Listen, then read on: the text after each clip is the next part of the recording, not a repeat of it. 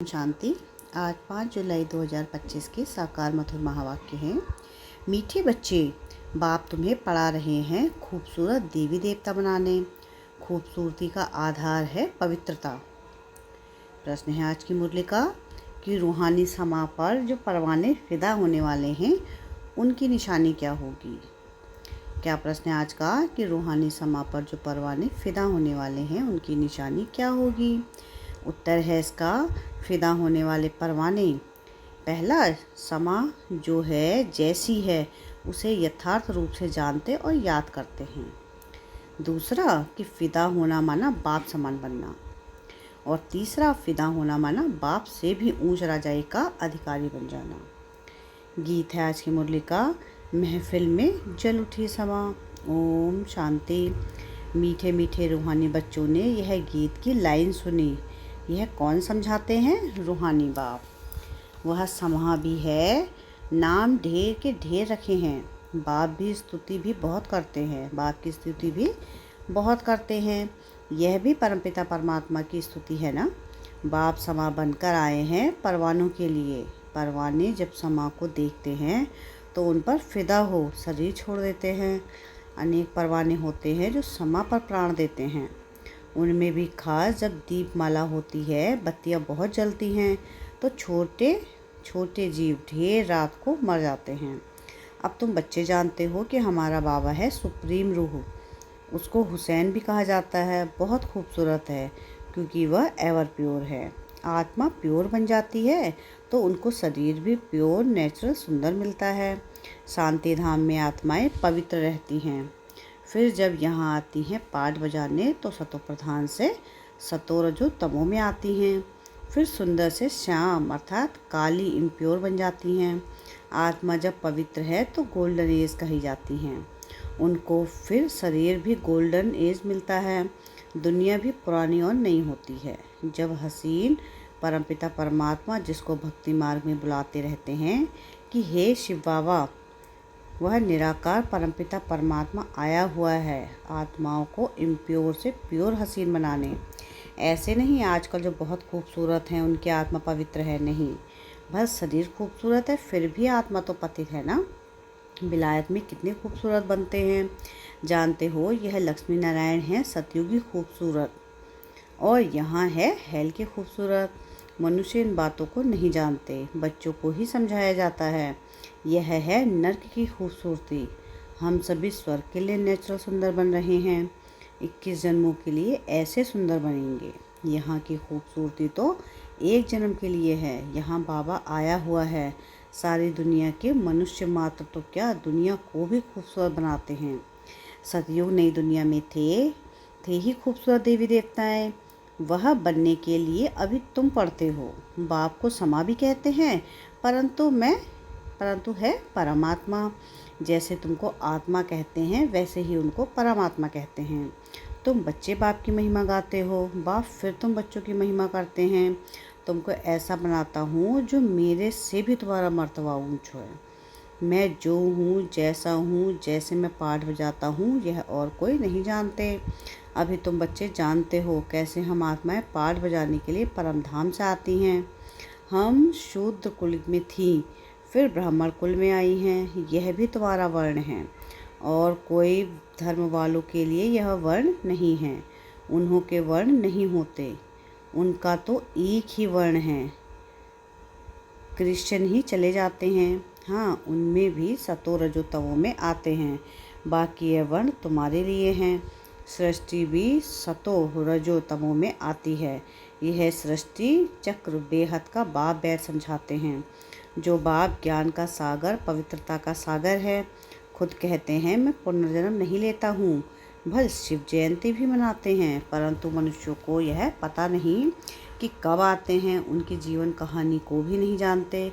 बाप कहते हैं मैं जो हूँ, जैसा हूँ, मेरे में क्या पाठ है, सृष्टि चक्र कैसे फिरता है, यह तुम बच्चों को मैं कल्प कल्प समझाता हूँ। तुम जानते हो कि हम सीढ़ी उतरते उतरते तमो प्रधान बने हैं। 84 जन्म भी तुम लेते हो। पिछाड़ी में जो आते हैं उनको भी सतो रजो तमो में आना ही है। तुम तमो प्रधान बनते हो तो सारी दुनिया तमो प्रधान बन जाती है। फिर तुमको तमो प्रधान से सतो प्रधान जरूर बनना है। यह सृष्टि चक्र फिरता रहता है।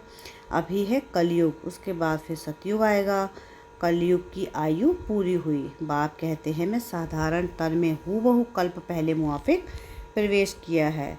फिर से तुम बच्चों को राजयोग सिखाने।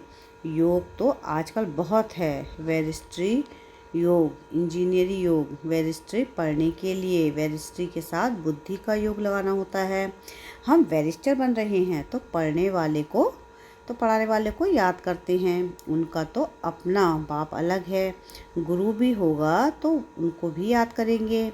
तो भी वेरिस्टर के साथ बुद्धि का योग रहता है। आत्मा ही पढ़ती है, आत्मा ही शरीर द्वारा जज वेरिस्टर आदि बनती है। अभी तुम बच्चे आत्मा अभिमानी बनने का संस्कार अपने में डालते हो। आधा कल्प देही अभिमानी रहे, अब बाप कहते हैं देही अभिमानी बनो। आत्मा में ही पढ़ाई के संस्कार हैं। मनुष्य आत्मा ही जज बनती है।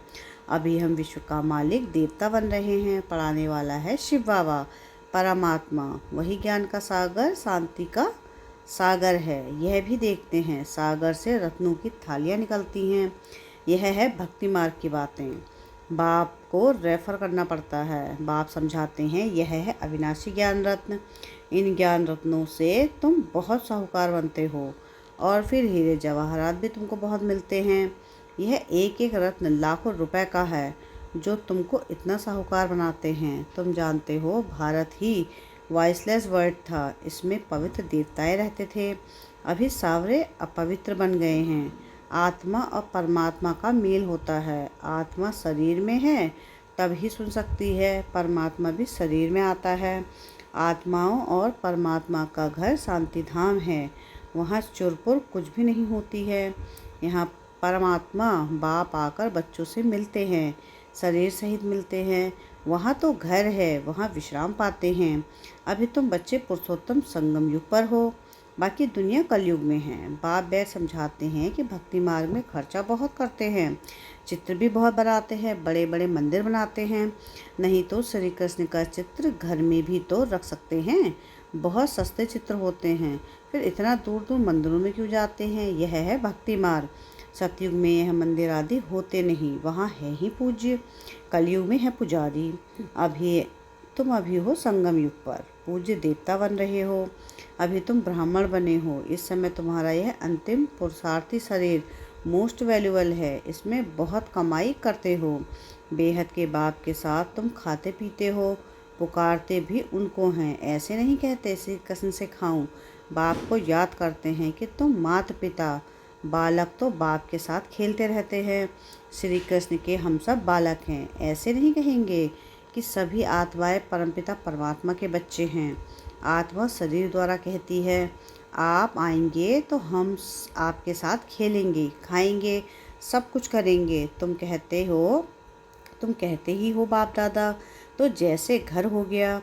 बाप दादा और बच्चे, यह ब्रह्मा है बेहद का रचयिता। बाप इनमें प्रवेश कर इनको एडॉप्ट करते हैं। इनको कहते हैं कि तुम मेरे हो। यह है मुख वंशावली। जैसे स्त्री को भी एडॉप्ट करते हैं ना, वह है मुख वंशावली ठहरी। कहेंगे तुम मेरी हो, फिर उनसे कुख वंशावली बच्चे पैदा होते हैं। यह रस्म कहाँ से चली?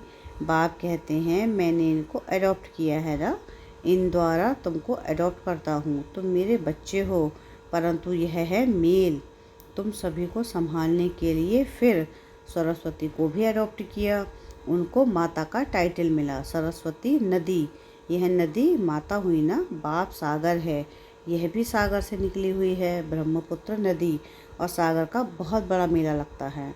ऐसा मेला और कहाँ लगता नहीं, वह है नदियों का मेला। यह है आत्माओं का परमात्मा का मेला, वह भी जब शरीर में आते तब मेला लगता है। बाप कहते हैं मैं हुसैन हूँ, मैं इनमें कल्प कल्प प्रवेश करता हूँ। यह ड्रामा में नूद है, तुम्हारी बुद्धि में सारे सृष्टि का चक्र है।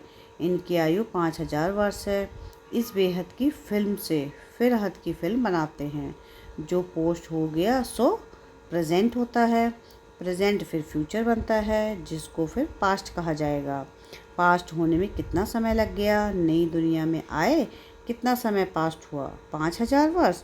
तुम अभी हर एक सुदर्शन चक्रधारी हो।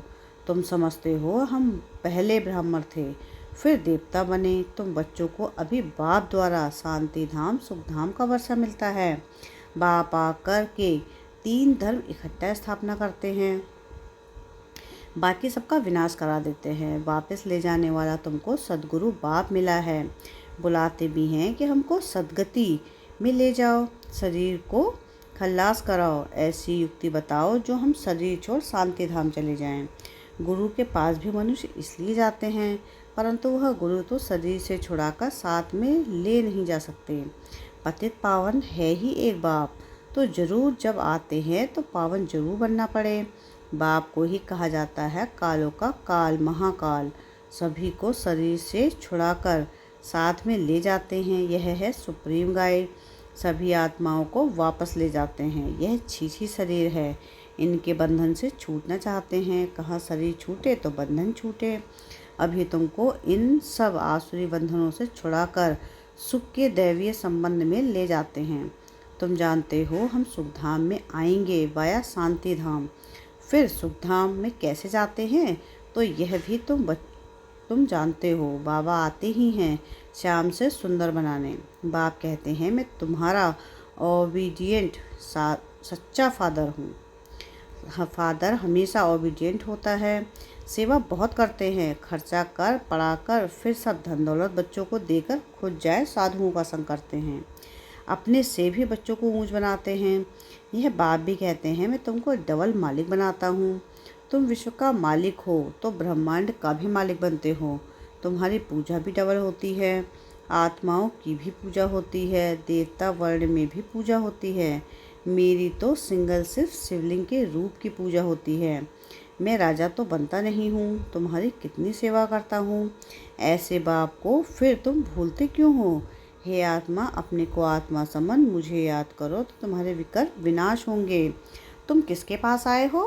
पहले बाप, फिर दादा, अभी फादर, फिर ग्रेट ग्रेट ग्रैंडफादर आदि देव एडम, क्योंकि बहुत बिरादरियाँ बनती हैं ना। शिव बाबा को कोई ग्रेट ग्रेट ग्रैंडफादर कहेंगे क्या? हर बात में तुमको बहुत ऊंच बनाते हैं। ऐसा बाबा मिलता है, फिर उनको तुम भूलते क्यों हो? भूलेंगे तो पावन कैसे बनेंगे? बाप पावन बनाने की युक्ति बतलाते हैं। इस याद से ही खाद निकलेगी। बाप कहते हैं कि मीठे मीठे लाडले बच्चे, देह अभिमान छोड़ आत्माभिमानी बनना है, पवित्र भी बनना है।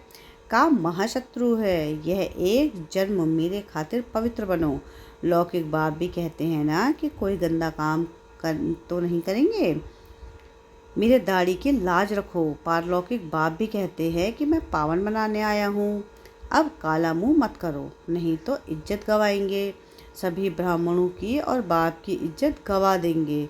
लिखते हैं कि बाबा हम फिर गया, काला मुंह कर दिया। बाबा कहते हैं कि मैं तुमको हसीन सुंदर बनाने आया हूँ, तुम फिर काला मुंह करते हो। तुम्हें तो सदा हसीन बनने का पुरुषार्थ करना है। अच्छा, मीठे मीठे सिखलते बच्चों प्रति माता पिता बाप दादा का याद प्यार और गुड मॉर्निंग। रूहानी बाप की रूहानी बच्चों को नमस्ते। हम रूहानी बच्चों की रूहानी बाप दादा को याद प्यार गुड मॉर्निंग और नमस्ते। शुक्रिया प्यारे बाबा, शुक्रिया। धारणा के लिए मुख्य सार है।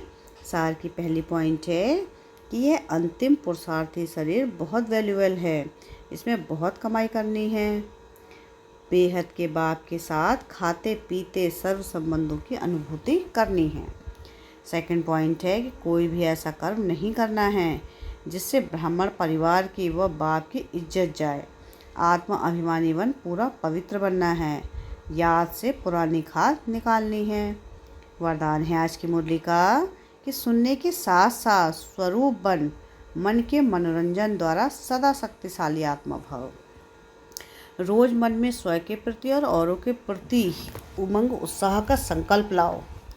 उसी से ही स्वयं भी उसी संकल्प का स्वरूप बनो और दूसरों की सेवा में भी लगाओ, तो अपनी जीवन भी सदा के लिए उत्साह वाली हो जाएगी और दूसरों को भी उत्साह दिलाने वाले बन सकेंगे। जैसे मनोरंजन प्रोग्राम होता है, ऐसे रोज़ मन के मनोरंजन का प्रोग्राम बनाओ जो सुनते हो उसका स्वरूप बनो तो शक्तिशाली बन जाएंगे। स्लोगन है आज की मुरली का कि दूसरों को बदलने के पहले स्वयं को बदल लो, यही समझदारी है। अब व्यक्ति सारे हैं आज के कि संकल्पों की शक्ति जमा कर श्रेष्ठ सेवा के निमित्त बनो। सबसे तीव्र गति की सेवा का साधन है शुभ और श्रेष्ठ संकल्पों की शक्ति। जैसे ब्रह्मा बाप श्रेष्ठ संकल्प की विधि द्वारा सेवा की वृद्धि में सदा सहयोगी हैं। विधि तीव्र है तो वृद्धि भी तीव्र है। ऐसे आप बच्चे भी श्रेष्ठ शुभ संकल्पों में संपन्न बनो। अच्छा, ओम शांति।